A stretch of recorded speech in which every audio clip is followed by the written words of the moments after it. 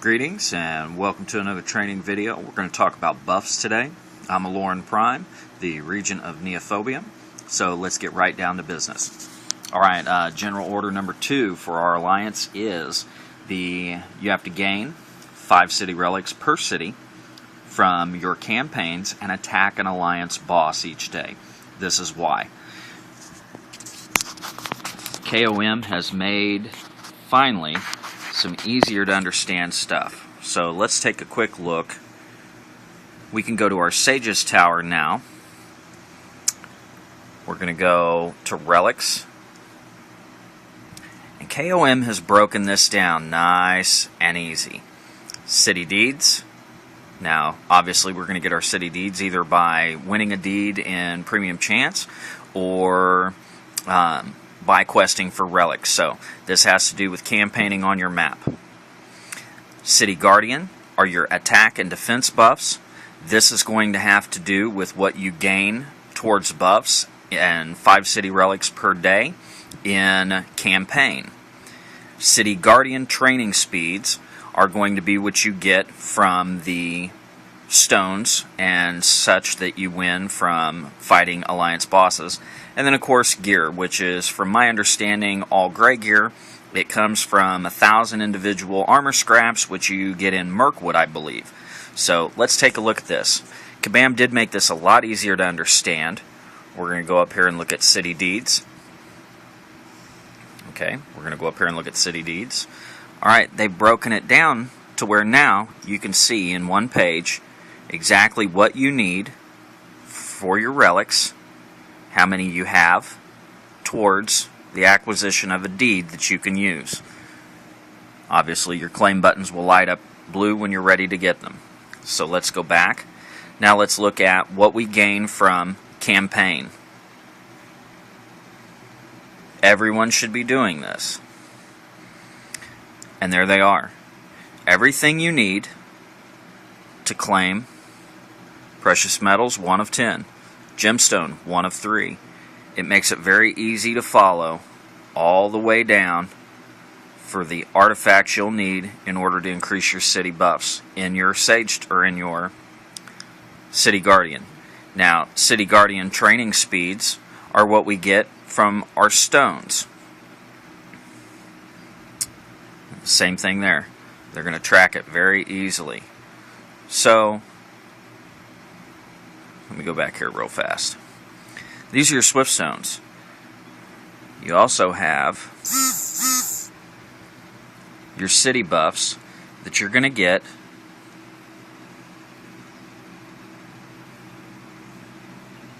from attacking your city guard, or your city, sorry, I keep saying city, from your alliance bosses. Your alliance bosses are right here. You're going to go into the alliance boss screen and you're going to attack these fellas. You need to be doing this once a day, minimum. The different level officers will give you different advanced forest chests. These are your gatherer stones, which you will need in order to increase your city production of res, or your permanent city res production in your City Guardian.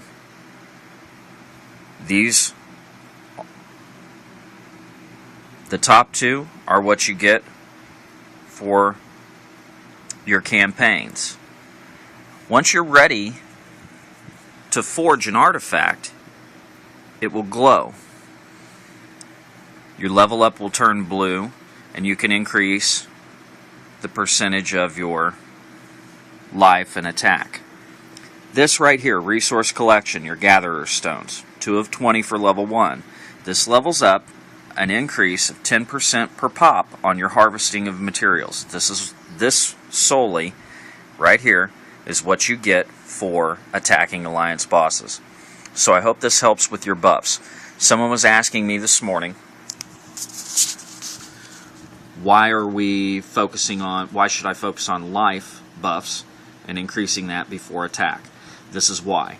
If you get out there and you end up coming across an enemy or a city that has ungodly buffs, which we're going to as we start our guild combat operations, you are going to want a stronger life than an attack. Otherwise, your troops are just going to die, regardless of the damage you do. The whole point in combat is to have your training up to speed to where not only do you do damage, but you actually have troops that come home. So we need to be focusing on our life buffs. We need to be focusing on all of our buffs, but life, if you were given a choice between upgrading a life or an attack buff, your life buffs are the most important. Also make sure that one of the researches that's most important if you're getting ready to, start your combat type play is you need to get your vigor. Your vigor is going to increase 5% worth of your healing and life buffs per level for all of your troops. So that's our buffs discussion. We really need to be focusing on this. Once all of the commanding officers are connected with their battle groups and their platoons, we are going to start heavily focusing on working on campaigns and alliance bosses. We have our minimum for the general orders. If you're not choosing to go hardcore into this Guild Alliance mission, which will be an all-out server war very soon. However, if you are, we need to start focusing our might. We need to start focusing our might on campaigning and alliance bosses. You can attack an alliance boss every 4 hours, and that's something that we do together, and it helps the entire team. So pay attention to the mails that are going out. When somebody attacks that alliance boss and they report the damage, you don't have to kill it. You just have to go in there and take a whack at it. It means you're going to get a benefit of the Gatherer Stones for that. I currently have three chests of Gatherer Stones of various levels sitting in my queue waiting to be applied to a city. That's going to help us with our buffs. We're going to talk about the whole dropping out for TK tournaments, dropping out of the Alliance and hitting other targets. Another thing about our guild is we'll be able to trade TKs. There are now these loyalty points and Alliance points that are going to be given towards a Alliance store. This is a new feature that's coming up here real soon, and we need to start focusing on that. So we'll talk about that more later. As far as that goes, I'm Lauren Prime. This has been our buffs discussion, and happy hunting.